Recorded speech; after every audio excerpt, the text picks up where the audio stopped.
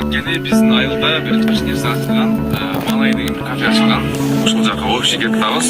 Кочамда апам бар, апа. Артында карындаштарым, анан конок байкелерибиз бар. Ичинде бүт банкетный зал, караокелери бар.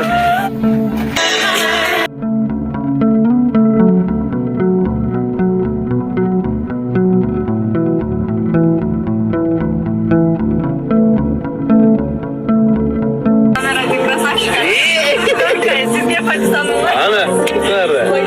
Kaç yaşındasın? 2004? Nece? 2008'de şu soygaları ne? 2008'de sıyla kalganları terliyor ha? Soygaları?